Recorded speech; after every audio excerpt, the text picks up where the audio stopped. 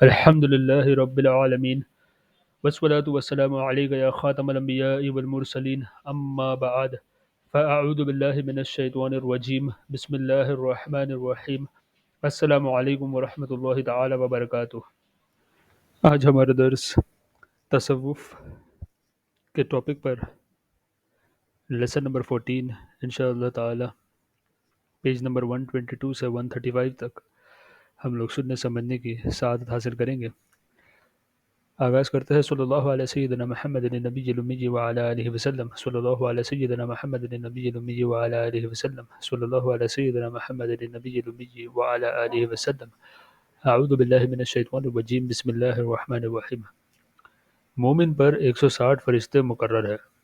حضرت سیدنا ابو امامہ باہلی رضی اللہ تعالی عنہ بیان کرتے ہیں رسول اللہ صلی اللہ تعالی علیہ وآلہ وسلم نے ارشاد فرمایا، مومن پر 160 فرشتے مقرر ہے جو اس سے وہ چیز دور کرتے ہیں جس کو ہٹانے کی اس میں طاقت نہیں ہوتی۔ آنکھ پر 7 فرشتے متعین ہیں جو اس سے شیطان کو اس طرح دور کرتے ہیں جس طرح گرمیوں کے دنوں میں شہد کے برتن سے مکھیاں اڑائی جاتی ہے۔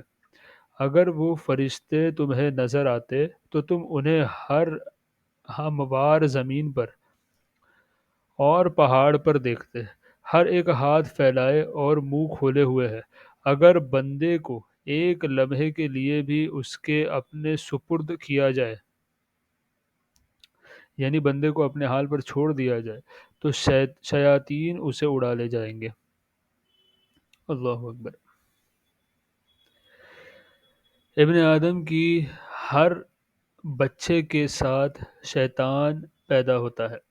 حضرت سیدنا ابو ایوب بن یونس بن یزید رحمۃ اللہ تعالی علیہ فرماتے ہیں، ہمیں یہ بات بتلائی گئی ہے کہ انسانوں کی اولاد کے ساتھ جنوں یعنی شیطان کی اولاد بھی پیدا ہوتی ہے، پھر وہ ان کے ساتھ ہی بڑے ہوتے ہیں۔ حضرت سیدنا جابر بن عبداللہ رضی اللہ تعالی عنہ سے مروی ہے کہ جب حضرت سیدنا آدم علی نبینا علیہ الصلوۃ والسلام زمین پر تشریف لائے تو آپ علیہ الصلوۃ والسلام نے عرض کی، اے میرے رب جل وعلا، تو نے میرے اور شیطان کے درمیان دشمنی رکھی ہے، اگر تو نے میری مدد نہیں فرمائی تو میں اس پر قابو نہیں پا سکوں گا۔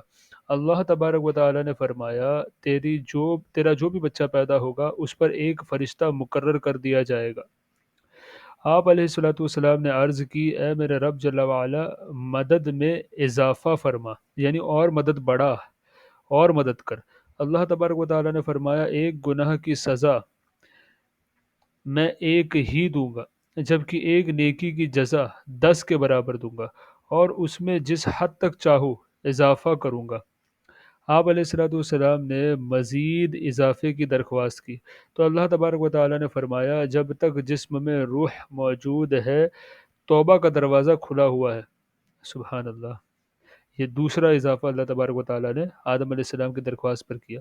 شیطان بولا، یا رب، تو نے اس بندے کو مجھ پر فضیلت بخشی ہے، اور اگر تو نے میری اعانت نہیں کی یعنی میری مدد نہیں کی تو میں اس پر غلبہ نہیں پا سکوں گا۔ اللہ تبارک و تعالی نے فرمایا، اس کے ہر بچے کے ساتھ تیرا بھی ایک بچہ پیدا ہوگا۔ شیطان نے کہا، اے میرے رب، کچھ زیادہ عطا ہو۔ اللہ تبارک و تعالی نے فرمایا، تو انسانوں میں خون کی طرح گردش کرے گا اور ان کے سینوں کو اپنا گھر بنائے گا۔ اس نے پھر زیادتی کی درخواست کی تو اللہ تبارک و تعالی نے ارشاد فرمایا، وَأَجْلِبْ عَلَيْهِمْ بِخَيْلِكَ وَرَجِيلِكَ وَشَارِكْهُمْ فِي الْأَمْوَالِ وَالْأَوْلَادِ وَعِدْهُمْ وَمَا يَعِدُهُمُ الشَّيْطَانُ إِلَّا غُرُورًا۔ سورہ بنی اسرائیل کی آیت تھی، ترجمہ کنز ایمان۔ اور ان پر لام باندھ لا، فوجی لشکر چڑھا لا، اپنے سواروں اور اپنے پیادوں کا، اور ان کا ساجی ہو مالوں اور بچوں میں، اور انہیں وعدہ دے، اور شیطان انہیں وعدہ نہیں دیتا مگر فریب سے یعنی دھوکے بازی سے۔ انسانوں اور جنوں کی اقسام یعنی different categories, different types of انسان اینڈ جنات۔ حضرت سیدنا ابو درداء رضی اللہ تعالی عنہ بیان کرتے ہیں رسول اللہ صلی اللہ تعالی علیہ وآلہ وسلم نے ارشاد فرمایا، اللہ تبارک و تعالی نے جنات کو تین اقسام پر پیدا فرمایا ہے۔ ایک قسم سانپ، بچھو اور حشرات الارض کی صورت میں، دوسری قسم فضا میں ہوا کی مانند اڑنے والی ہے، اور تیسری قسم وہ کہ جنہیں ثواب ملے گا اور ان پر عذاب ہوگا۔ اللہ تبارک و تعالیٰ نے انسانوں کو بھی تین اقسام پر پیدا فرمایا ہے۔ ایک قسم وہ کہ جو جانوروں کی طرح ہے، جن کے بارے میں ارشاد باری تعالیٰ ہے، قلوب لا یفقہون بها وَلَهُمْ أَعْيُنٌ لَا يُبْصِرُونَ بِهَا وَلَهُمْ آذَانٌ لَا يَسْمَعُونَ بِهَا أُولَئِكَ كَالْأَنْعَامِ بَلْ هُمْ أَضَلُّ۔ ترجمہ کنز ایمان: وہ دل رکھتے ہیں جن میں سمجھ نہیں، اور وہ آنکھیں جن سے دیکھتے نہیں، اور وہ کان جن سے سنتے نہیں، وہ چوپایوں کی طرح ہے۔ چوپائے یعنی فور لیگڈ اینیملز، وہ چوپایوں کی طرح ہے بلکہ ان سے بڑھ کر گمراہ۔ سورہ اعراف کی آیت تھی 179۔ دوسری قسم وہ جن کے جسم تو بنی آدم کے اجسام کی طرح ہے، یعنی ہے انسانوں کی طرح، ٹھیک ہے۔ دوسری قسم وہ جن کے جسم تو بنی آدم کے اجسام کی طرح ہے مگر ان کی روحیں شیطان کی ارواح کی مثل ہے، یعنی شیطانوں کی طرح ہے، اندر سے شیطانوں کی طرح ہے، باہر سے انسانوں کی طرح دکھتا ہے، جیسے ہمارے میں جو خرافاتی لوگ ہوتے ہیں۔ تیسری قسم ان لوگوں کی ہے جو بروز قیامت اللہ تبارک و تعالیٰ کے سایہ رحمت میں ہوں گے، جس دن اس کے عرش کے سائے کے سوا کوئی سایہ نہیں ہوگا۔ سبحان اللہ۔ ابن آدم کی تین قسمیں۔ حضرت سیدنا وہیب بن ورد رضی اللہ تعالی عنہ فرماتے ہیں، ہم تک یہ بات پہنچی ہے کہ ابلیس ایک مرتبہ حضرت سیدنا یحییٰ بن زکریا علیہ السلام کے پاس آیا اور کہنے لگا، میں آپ علیہ السلام کو نصیحت کرنا چاہتا ہوں۔ آپ علیہ السلام نے فرمایا، مجھے تیری نصیحت کی حاجت نہیں، البتہ یعنی مجھے البتہ مینس مگر تو مجھے بنی آدم کے متعلق بتا۔ اس نے کہا، ہمارے نزدیک بنی آدم کی تین قسمیں ہیں۔ یہ شیطان فرما رہا ہے حضرت یحییٰ علیہ السلام سے۔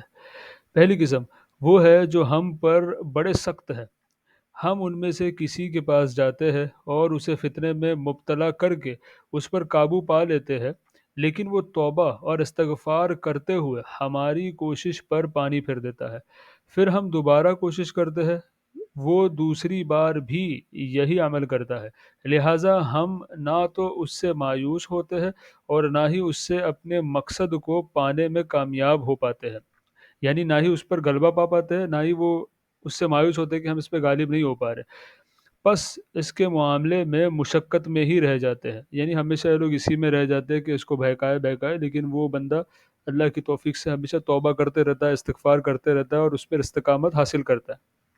دوسری قسم یہ لوگ ہمارے ہاتھوں میں ایسے ہے جیسے گیند بچوں کے ہاتھوں میں ہوتی ہے، ہم جیسے چاہتے ہیں انہیں اچک لیتے ہیں اور وہ خود ہی ہمیں مشقت سے بچا لیتے ہیں، یعنی یہ ایک دم کھلونے کی طرح بچے کے ہاتھ میں گیند دے دیا، وہ جیسے چاہے گھمائے، بس یہ گیند گھوم جاتا ہے، تو اسی طریقے سے شیطان کے ہاتھ میں یہ لوگ پپٹس کی طرح گھومتے رہتے ہیں۔ تیسری قسم یہ لوگ آپ علیہ السلام کی طرح گناہوں سے محفوظ ہوتے ہیں، ہمارا ان پر کچھ قابو نہیں ہوتا ہے، یعنی یہاں پر ان لوگوں کی بات کی جا رہی ہے جن کو اللہ تبارک و تعالی اپنے حفاظت میں رکھتا ہے، جن سے گناہ نہیں سر سے ہو پاتے، تو ان پر شیطان کا کوئی قابو نہیں چلتا۔ پھر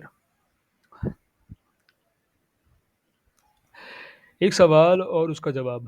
اگر تم کہو کہ شیطان کس طرح بعض لوگوں کے سامنے آ جاتا ہے اور بعض کے سامنے نہیں آتا، اور جب وہ کسی صورت میں نظر آتا ہے تو وہ اس کی حقیقی صورت ہوتی ہے یا کسی اور کی صورت اختیار کرتا ہے، اگر وہ اصل صورت میں آتا ہے تو مختلف صورتوں میں کس طرح دکھائی دیتا ہے، نیز ایک ہی وقت میں دو جگہوں پر دو مختلف صورتوں میں کیسے نظر آتا ہے کہ دو آدمی اسے دو مختلف صورتوں میں دیکھ لیتے ہیں۔ جان لو کہ فرشتے اور شیطان کو حقیقی صورت کے علاوہ ایک اور صورت عطا کی گئی ہے۔ ان کی حقیقی صورت کا مشاہدہ صرف انوار نبوت کے ذریعے ہی ممکن ہے، اور حضور نبی کریم صلی اللہ تعالی علیہ وآلہ وسلم نے بھی حضرت سیدنا جبریل علیہ السلام کو ان کی اصل صورت میں صرف 2 مرتبہ دیکھا ہے، اور یہ بھی اس وقت ہوا جب آپ علیہ الصلوۃ والسلام نے ان سے اپنی اصل صورت دکھانے کو کہا۔ انہوں نے جنت البقیع میں آپ علیہ الصلوۃ والسلام سے وعدہ کیا اور غار ہیرا میں اپنی اصل صورت میں نمودار ہوئے، اور مشرق سے مغرب تک افق کو، یعنی جو آسمان ہے نا، اس کو، افق کو اپنے پروں سے گھیر لیا۔ اور دوسری مرتبہ آپ علیہ الصلوۃ والسلام نے معراج کی رات سدرۃ المنتہا کے پاس انہیں دیکھا۔ آپ علیہ الصلوۃ والسلام اکثر اوقات انہیں انسانی صورت میں دیکھتے تھے۔ کن کو؟ جبریل امین کو علیہ السلام۔ اور وہ صورت حضرت سیدنا دحیہ کلبی رضی اللہ تعالی عنہ کی ہوا کرتی تھی، جو کہ حسین و جمیل تھے۔ تو زیادہ تر سرکار نے جبریل امین کو جن صحابی رسول کے صورت میں دیکھا ہے، ان کا نام ہے حضرت دحیہ کلبی رضی اللہ تعالی عنہ۔ ہم نے نزہت القاری میں بھی اس کے بارے میں دیکھا تھا۔ اکثر اہل دل اور صاحب کشف وہ لوگ جن کے اوپر علوم منکشف کیے جاتے ہو، حضرات حضرات پر کشف اس طرح ہوتا ہے۔ اکثر اہل دل اور صاحب کشف حضرات پر کشف اس طرح ہوتا ہے کہ وہ اس کی مثالی صورت، یعنی اس کی سملر مثالی صورت دیکھتے ہیں، چنانچہ شیطان بیداری کی حالت میں ان کے سامنے آ جاتا ہے، اور وہ اسے اپنی آنکھوں سے دیکھتے ہیں اور اپنے کانوں سے سنتے ہیں۔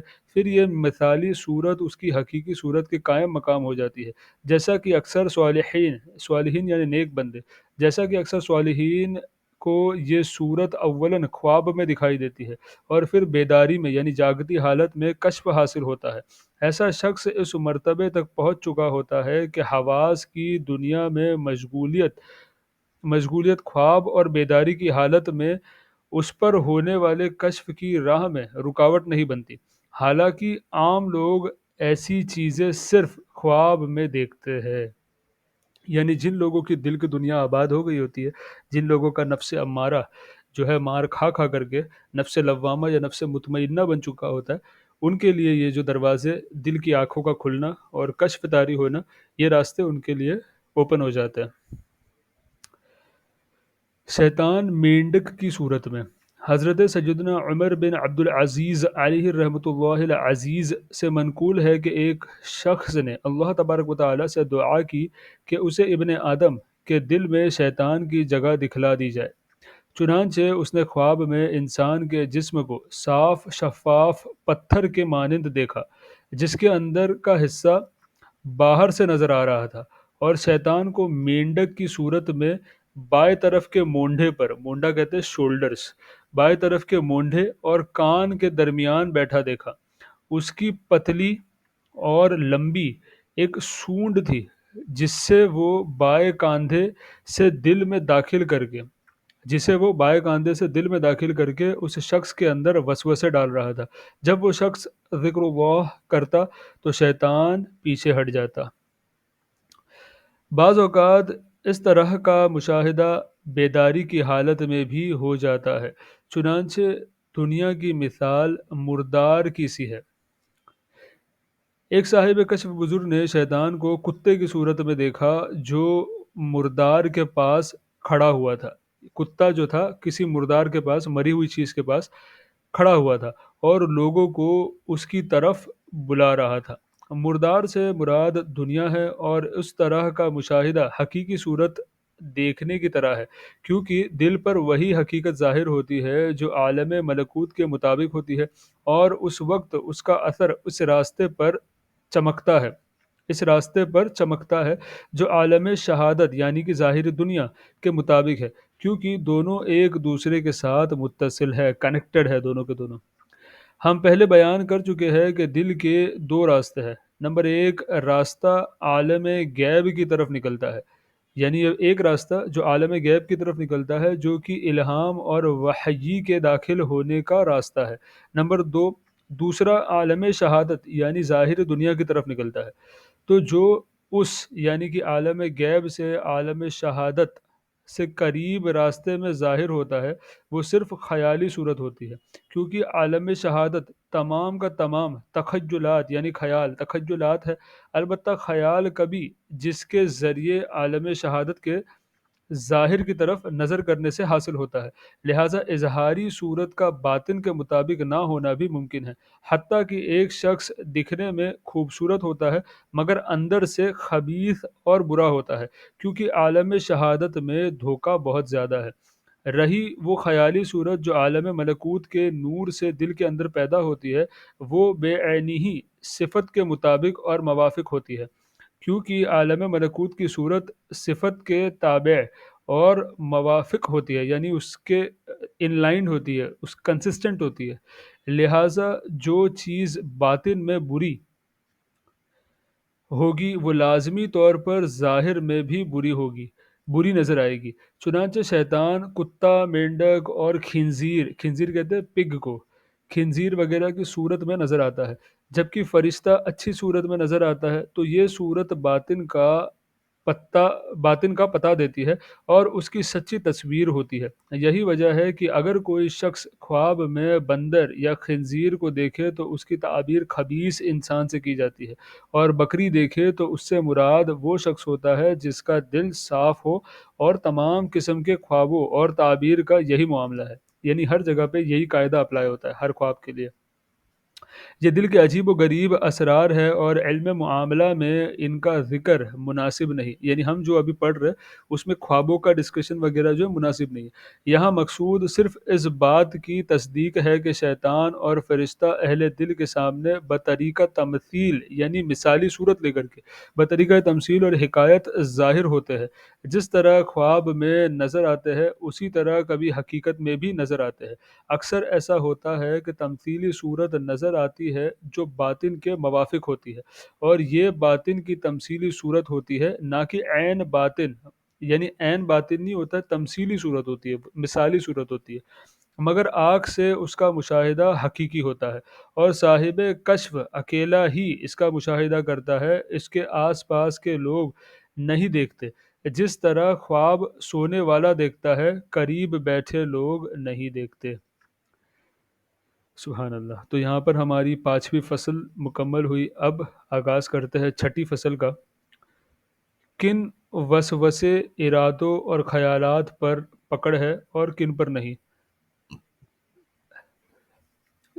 جان لو کہ یہ معاملہ پیچیدہ ہے اور اس سلسلے میں آیات اور روایات متعارض ہے جن میں تطبیق دینا مشکل ہے۔ صرف نقاد یعنی کھرے کھوٹے کی پہچان رکھنے والے علماء ہی ان میں تطبیق دے سکتے ہیں۔ اچھا، یہ جو لفظ ہے تطبیق یہاں پر، اس سے مراد یوں سمجھے کہ اگر فار ایگزامپل کسی معاملے میں دو احادیث مبارکہ ہمارے پاس ہے، تو اس میں جو فیصلہ نکالا جائے، جو مسئلہ اخذ کیا جائے، تو وہ یوں علماء جو اس میں کیا کہتے ہیں، اس میں پہچان رکھتے ہیں، کھرے کھوٹے کی پہچان رکھنے والے جو علماء ہوتے ہیں، وہ تطبیق یا پھر مسئلہ یوں نکالتے ہیں کہ دونوں احادیث پر عمل ہو جائے، یعنی کوئی بھی حدیث اس مطلب ایسا نہ ہو کہ ایک پر عمل ہو دوسرے پر عمل نہ ہو، تو ایسا مسئلہ نکالنا، ایسا مسئلہ اخذ کرنا کہ جو دونوں احادیث کو جمع کر کر کے نکالا جائے اور دونوں کو صحیح ثابت رکھے۔ تو یہ جو ہے تطبیق کا میں نے آپ کو خلاصہ عرض کیا، واللہ تعالی اعلم۔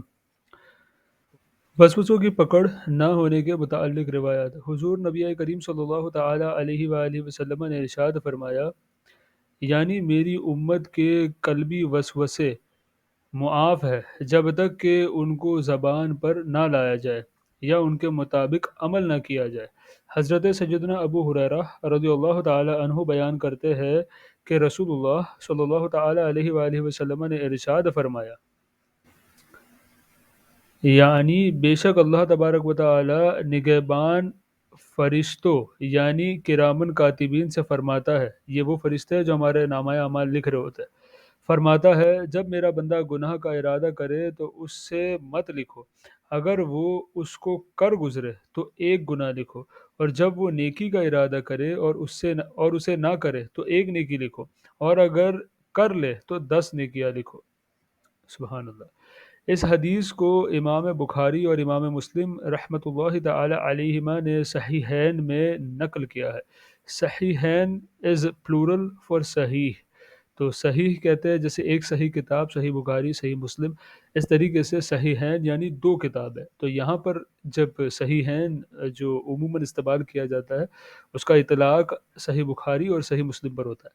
اس حدیث میں اس بات پر دلیل ہے کہ دل کا عمل اور برائی کا قصد معاف ہے۔ ایک روایت میں ہے، یعنی جو نیکی کا ارادہ کرے مگر اسے نہ کرے تو اس کے لیے ایک نیکی لکھی جاتی ہے، اور جو نیکی کا ارادہ کرے پھر اسے کر لے تو اس کے لیے 700 گنا تک ثواب لکھا جاتا ہے، اور جو گناہ کا ارادہ کرے اور اسے نہ کرے تو اس کے لیے کوئی گناہ نہیں لکھا جاتا، اور اگر کر گزرے تو ایک گناہ لکھ دیا جاتا ہے۔ ایک روایت میں اس طرح ہے، یعنی جب میرا بندہ گناہ کا ارادہ کرتا ہے تو میں اس کو معاف کر دیتا ہوں جب تک کہ اس کے مطابق عمل نہ کرے۔ یہ تمام احادیث گرفت نہ فرمانے پر دلالت کرتی ہے۔ یہ ہم نے جو بھی احادیث دیکھی وہ اس پر دیکھی کہ گرفت نہیں ہوگا وسوسوں پر۔ اب وہ آیت ہے جو گرفت کی دلالت کرتی ہے، وسوسوں کی مواخذے پر دلالت کرنے والی آیات۔ مواخذہ پر یہ آیت دلالت کرتی ہے، چنانچہ اللہ تبارک و تعالی ارشاد فرماتا ہے، ترجمہ کنز ایمان، اور اگر تم ظاہر کرو جو کچھ تمہارے جی میں ہے یا چھپاؤ، اللہ تبارک و تعالی تم سے اس کا حساب لے گا، تو جسے چاہے گا بخشے گا اور جسے چاہے گا سزا دے گا۔ سورہ بقرہ کی آیت نمبر 284۔ نیز ارشاد فرماتا ہے سورہ بنی اسرائیل میں آیت نمبر 36، ترجمہ کنز ایمان، اور اس بات کے پیچھے نہ پڑ جس کا تجھے علم نہیں، بے شک کان اور آنکھ اور دل ان سب سے سوال ہونا ہے۔ یہ آیت مبارکہ اس بات پر دلالت کرتی ہے کہ دل کا عمل بھی کان اور آنکھ جیسا ہے، لہٰذا اس کی معافی نہیں ہے۔ نیز ارشاد باری تعالی ہے سورہ بقرہ کی آیت نمبر 283، ترجمہ کنز ایمان، اور گواہی نہ چھپاؤ، اور جو گواہی چھپائے گا تو اندر سے اس کا دل گناہ گار ہے۔ اور ارشاد فرماتا ہے سورہ بقرہ کی آیت نمبر 225 میں، ترجمہ کنز ایمان، اللہ تبارک و تعالی تمہیں نہیں پکڑتا ان قسموں میں جو بے ارادہ زبان سے نکل جائے، ہاں اس پر گرفت فرماتا ہے جو کام تمہارے دل نے کیے۔ سجدنا امام غزالی رحمۃ اللہ تعالی علیہ کا موقف، یعنی اس پر امام غزالی کا کیا سٹینڈ ہے، ان کا کیا قول ہے، یہ ہم لوگ سماعت کر رہے ہیں۔ اس مسئلے میں ہمارے نزدیک حق بات یہ ہے کہ جب تک دل کے اعمال کی پوری تفصیل اس کے ظہور کی ابتدا سے، یعنی ظہور یعنی اس کی سٹارٹنگ، اس کی ظہور کی ابتدا سے لے کر اعضاء پر عمل کے ظاہر ہونے تک، یعنی ارادے کو وجود میں لانے تک معلوم نہ ہو جائے، اس وقت تک کوئی حکم نہیں لگایا جا سکتا۔ میں دوبارہ سے پڑھ دیتا ہوں۔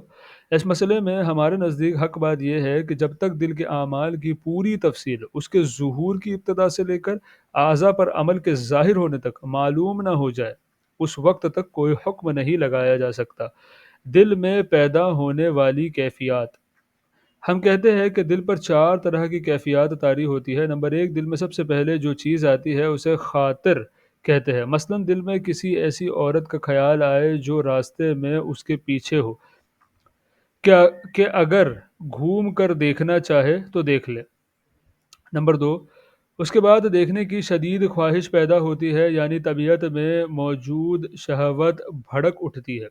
یہ خواہش پہلی خاطر سے پیدا ہوتی ہے اور اسے میلان طبعی کہتے ہیں، جبکہ خاطر اول کو حدیث نفسی یعنی وسوسہ کہتے ہیں۔ نمبر 3، اس کے بعد دل اس بات کا فیصلہ کر لیتا ہے کہ اسے دیکھ لینا چاہیے، پھر طبیعت اگرچہ مائل ہو جائے مگر ارادہ اور نیت اس وقت تک پیدا نہیں ہوتا جب تک رکاوٹیں دور نہ ہو جائے،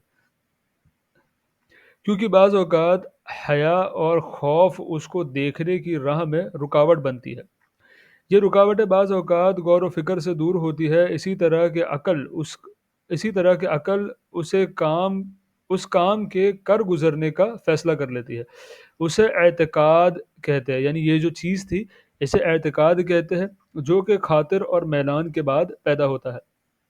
نمبر 4، لاسٹ اسٹیپ، اس کے بعد دیکھنے کا پختہ ارادہ اور پکی نیت پیدا ہوتی ہے، اسے ہم بالفعل، ہم ہم پہ یہاں پہ شدہ ہے، ہم بالفعل نیت اور قصد کہتے ہیں، اور اسے ہم کی ابتدا، اور اس ہم کی ابتدا کبھی کمزور ہوتی ہے، لیکن جب دل پہلی خاطر کی طرف مائل ہو جائے یہاں تک کہ نفس سے اس کا جھگڑا طویل ہو جائے تو یہ ہم مؤکدہ اور ارادہ جازمہ ہو جاتا ہے۔ بعض اوقات انسان پختہ ارادہ کر لینے کے باوجود ندامت کے باعث اس کام کو ترک کر دیتا ہے، اور کبھی کسی رکاوٹ کے باعث وہ اس سے غافل ہو جاتا ہے، پھر نہ وہ اس کام کو کرتا ہے اور نہ ہی اس کی طرف توجہ کرتا ہے، اور بعض اوقات ایسی رکاوٹ پیش آ جاتی ہے کہ چاہنے کے باوجود اس ارادے پر عمل کرنا دشوار ہو جاتا ہے۔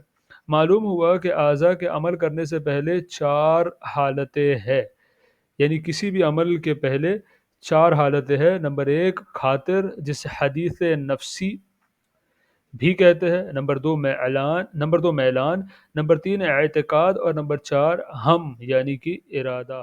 اب جو ہم نے کیفیات دیکھی نا، ان کے بارے میں احکام کیا ہے وہ دیکھ لیتے ہیں۔ ان کی کیفیات کے احکام، جہاں تک خاطر کا تعلق ہے تو اس پر کوئی مواخذہ نہیں۔ جو سب سے پہلا تھا نا خاطر، اس کے اوپر کوئی مواخذہ نہیں، کیونکہ یہ انسان کے اختیار میں نہیں۔ یہی حکم میلان اور شدت خواہش کا ہے، کیونکہ یہ دونوں بھی آدمی کے بس میں نہیں ہے۔ اور حضور نبی کریم صلی اللہ تعالی علیہ وآلہ وسلم کے فرمان، یعنی میری امت کے قلبی وسوسے معاف ہے، یعنی یہ جو حدیث پاک ہم نے دیکھی کہ میری امت کے قلبی وسوسے معاف ہے، اس سے مراد یہی دونوں قسمیں ہیں، اس سے مراد میں یہی دونوں حالتیں مراد ہے، یعنی کہ جو ہم نے ابھی دیکھا میلان اور خاطر۔ حدیث نفسی ان خواطر کو کہتے ہیں جو دل پر گزرے مگر ان کے بعد اس فعل کو کرنے کا عزم نہ پیدا ہو، اور جہاں تک ہم یعنی کہ ارادہ اور عزم کا تعلق ہے تو اسے حدیث نفسی نہیں کہا جاتا، بلکہ حدیث نفسی کی مثال تو حضرت سیدنا عثمان بن مظعون رضی اللہ تعالی عنہ سے مروی حدیث پاک میں ہے۔ حدیث نفسی کی مثال، حضرت سیدنا عثمان بن مظعون رضی اللہ تعالی عنہ نے سرکار دو عالم صلی اللہ تعالی علیہ وآلہ وسلم کی خدمت بابرکت میں عرض کی، یا رسول اللہ صلی اللہ تعالی علیہ وآلہ وسلم، میرے دل میں خیال آتا ہے کہ میں خولہ کو طلاق دے دوں۔ آپ صلی اللہ تعالی علیہ وآلہ وسلم نے ارشاد فرمایا، رک جاؤ، بے شک نکاح میری سنت ہے۔ انہوں نے عرض کی، میرے دل کہتا ہے کہ میں مجبوب ہو جاؤ، یعنی عضو تناسل کو کاٹ دو۔ آپ علیہ الصلوۃ والسلام نے ارشاد فرمایا، ٹھہر جاؤ، میری امت کا نامرد ہونا روزے ہے۔ انہوں نے عرض کی، میرا دل کرتا ہے کہ میں رہبانیت یعنی کہ گوشہ نشینی اختیار کر لوں، یعنی سیکلوژن اختیار کر لو۔ آپ صلی اللہ تعالی علیہ وآلہ وسلم نے ارشاد فرمایا، رک جاؤ، میری امت کی رہبانیت جہاد اور حج ہے۔ انہوں نے عرض کی، میرا دل چاہتا ہے کہ میں گوشت کھانا چھوڑ دوں۔ آپ صلی اللہ تعالی علیہ وآلہ وسلم نے ارشاد فرمایا، ایسا نہ کرو، کیونکہ میں گوشت کو پسند کرتا ہوں، اگر مل جائے تو کھا لیتا ہوں، اور اگر اللہ تبارک و تعالی سے مانگوں تو ضرور وہ مجھے کھلا دے۔ سبحان اللہ۔ یہ وہ خواطر یعنی دل میں پیدا ہونے والے وسوسے تھے جنہیں عمل میں لانے کا عزم نہیں تھا، انہیں کو حدیث نفسی کہتے ہیں، اور یہی وجہ ہے کہ حضرت سیدنا عثمان بن مظعون رضی اللہ تعالی عنہ نے حضور نبی کریم صلی اللہ تعالی علیہ وآلہ وسلم سے مشورہ کیا، کیونکہ انہوں نے ان کاموں کو کرنے کا عزم اور ہم یعنی کہ ارادہ نہیں کیا تھا۔ تیسرا حال اعتقاد ہے، یعنی دل کا کسی کام کو کرنے کا فیصلہ کر لینا۔ یہ اعتقاد اختیاری بھی ہوتا ہے، یعنی کہ اپنے کنٹرول میں اختیاری بھی ہوتا ہے اور اضطراری بھی ہوتا ہے، اور احوال اس بارے میں مختلف ہے، یعنی حال اس کے بارے میں مختلف ہے، ڈیفرنٹ ہے۔ تو اس میں سے جو اختیاری ہے اس پر مواخذہ ہوگا، یعنی جو کنٹرول میں ہے اس پر مواخذہ ہوگا، سوال و جواب ہوگا۔ جو اضطراری ہے اس پر مواخذہ نہیں ہوگا۔ چوتھی حالت دل کا کسی کام کو کرنے کا پکا ارادہ کر لینا ہے، اس پر مواخذہ ہوگا، البتہ اگر وہ اس کام کو نہ کرے تو اس فعل کو نہ کرنے کی وجہ پر نظر کی جائے گی، یعنی اس نے ارادہ کر لیا کوئی کام کرنے کا، کوئی گناہ کرنے کا، اب اگر وہ نہیں کرتا ہے اس کو تو کیوں نہیں کر رہا، اس کے ریزن پہ نظر کی جائے گی۔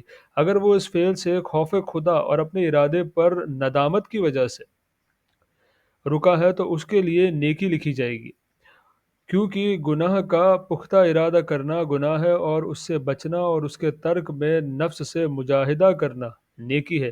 نیز طبیعت کے موافق گناہ کا پکا ارادہ کر لینا اللہ تبارک و تعالیٰ سے مکمل طور پر غفلت پر دلالت نہیں کرتا، اور طبیعت کا خلاف کر کے مجاہدہ کے ذریعے اس سے بچنے کے لیے قوت عظیمہ درکار ہوتی ہے۔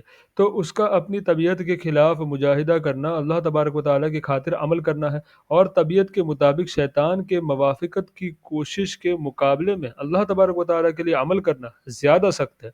یعنی گناہ کرنا آسان ہے، لیکن اللہ تعالیٰ کی فرما برداری اس گناہ کو ترک کرنے میں کرنا اس کے کمپیریزن میں ڈیفیکلٹ محسوس ہوتا ہے، کیونکہ ہم کو ہماری نفس کو ٹیکل کرنا ہوتا ہے۔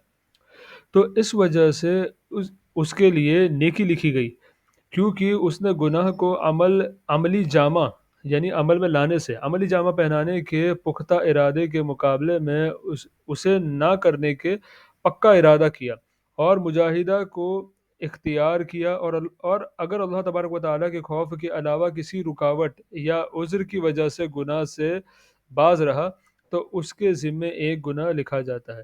اگر خوف خدا اس کا ریزن نہیں ہے اور ندامت اس کا ریزن نہیں ہے، کوئی اور ریزن ہے کہ وہ گناہ نہیں کر پایا، کوئی دنیاوی ریزن ہے، کسی اور مخلوق کا ریزن ہے، تو اس صورت میں اس کے لیے گناہ لکھ دیا جائے گا، کیونکہ گناہ کا پختہ ارادہ کرنا دل کا اختیاری فعل ہے، اور اس تفصیل پر دلیل صحیح مسلم کی حدیث ہے۔ خوف خدا کے سبب گناہ نہ کرنے پر ایک نیکی۔ حضور نبی کریم رؤوف الرحیم صلی اللہ تعالی علیہ وآلہ وسلم نے ارشاد فرمایا کہ فرشتے عرض کرتے ہیں، اے رب جل وعلا، یہ تیرا بندہ گناہ کرنا چاہتا ہے، حالانکہ اللہ تبارک و تعالیٰ اس بات کو خوب جانتا ہے، چنانچہ ارشاد فرماتا ہے، اس کو دیکھتے رہو، اگر یہ گناہ کر بیٹھے تو ایک گناہ لکھ دو، اور اگر گناہ سے باز رہے تو اس کے بدلے میں ایک نیکی لکھ دو، کیونکہ اس نے گناہ کو میری وجہ سے چھوڑا ہے۔ جس حدیث میں یہ الفاظ ہے، یعنی جو گناہ کا ارادہ کرے اور اسے نہ کرے، اس میں بھی گناہ کے ارادے پر عمل نہ کرنے سے مراد اللہ تبارک و تعالیٰ کے خوف سے گناہ چھوڑنا ہے۔ لوگوں کو ان کی نیتوں پر اٹھایا جائے گا۔ بہرحال جب کوئی شخص کسی گناہ کا عزم یعنی ارادہ کرے، پھر کسی سبب سے اس کے لیے گناہ کرنا مشکل ہو جائے یا غفلت کے باعث اس گناہ کو نہ کر سکے، تو اس کے لیے کیسے نیکی لکھی جا سکتی ہے؟ حضور نبی پاک صلی اللہ تعالی علیہ وآلہ وسلم نے ارشاد فرمایا، یعنی بے شک قیامت میں لوگوں کو ان کی نیتوں پر اٹھایا جائے گا۔ معلوم ہوا کہ جو شخص رات کو اس بات کا عزم کر لے کہ صبح کسی مسلمان کو قتل کرے گا یا کسی عورت کے ساتھ زنا کرے گا، پھر اسی رات مر جائے، تو وہ گناہ پر اصرار کرتا ہوا مرا، اور اس کی نیت پر اسے اٹھایا جائے گا، حالانکہ اس نے گناہ کا ارادہ کیا تھا، اس کا مرتکب نہیں ہوا تھا، یعنی گناہ اس نے کیا نہیں، صرف اس نے ارادہ کیا۔ اس سلسلے میں قطعی دلیل یہ حدیث پاک ہے، قاتل اور مقتول دونوں جہنم میں، یعنی مارنے والا اور مرنے والا دونوں جہنم میں۔ حضور نبی اکرم صلی اللہ تعالی علیہ وآلہ وسلم نے ارشاد فرمایا، جب دو مسلمان اپنی اپنی تلواریں لے کر ایک دوسرے کے سامنے آ جائے تو قاتل اور مقتول دونوں جہنم میں جائیں گے۔ عرض کی گئی، یا رسول اللہ صلی اللہ تعالی علیہ وآلہ وسلم، قاتل تو جہنم کا مستحق ہے، مگر مقتول کا کیا گناہ ہے؟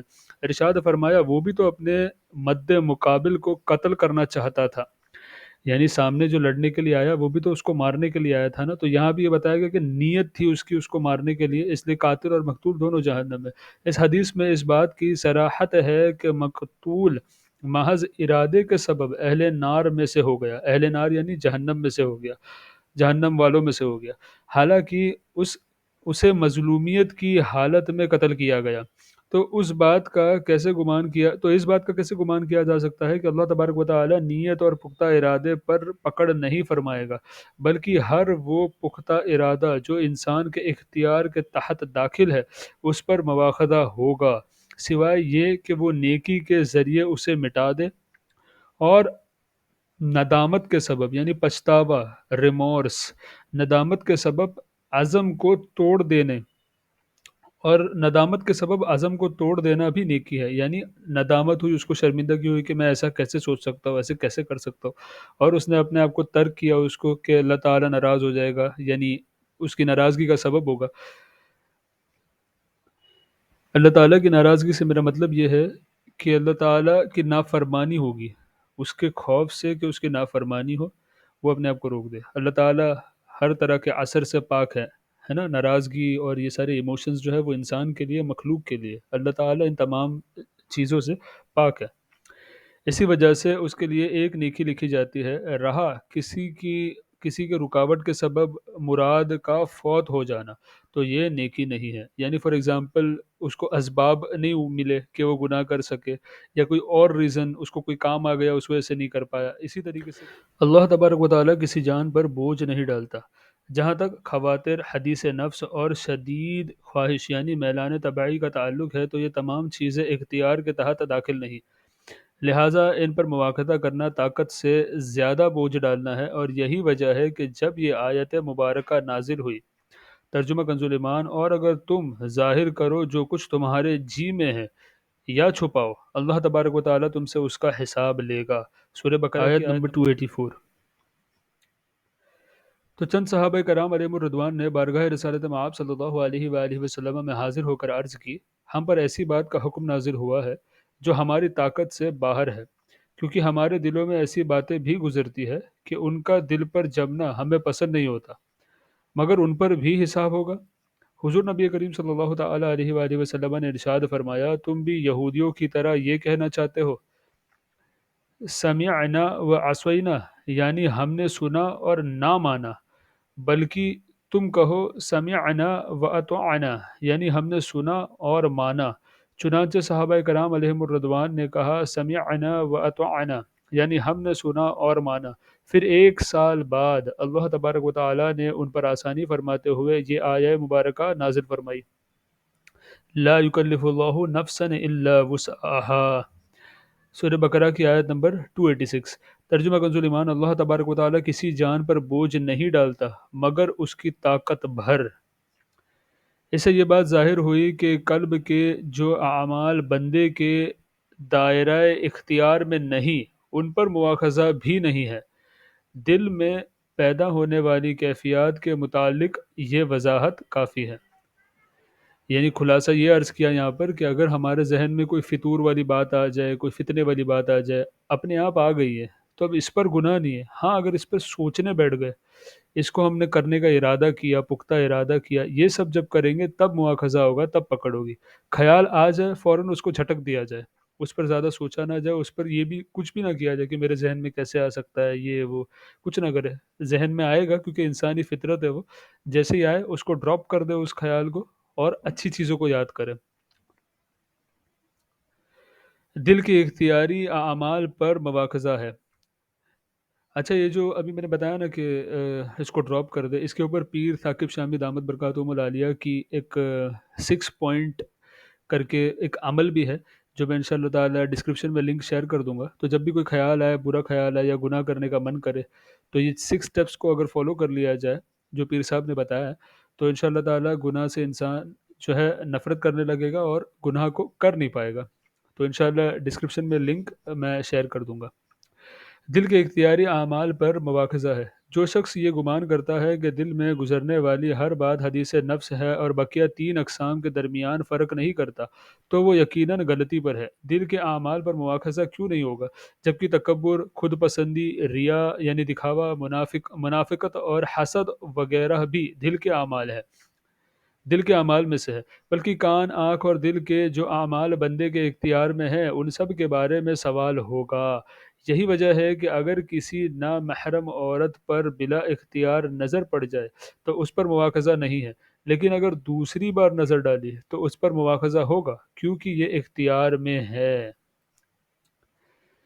یہی حکم دل کے خواتر کا بھی ہے، بلکہ دل کا مواخذہ تو سب سے پہلے ہونا چاہیے، کیونکہ یہی اصل ہے۔ چنانچہ حضور نبی کریم صلی اللہ تعالی علیہ وآلہ وسلم نے دل کی طرف اشارہ کرتے ہوئے فرمایا، یعنی تقوی یہاں ہے، یعنی دل میں۔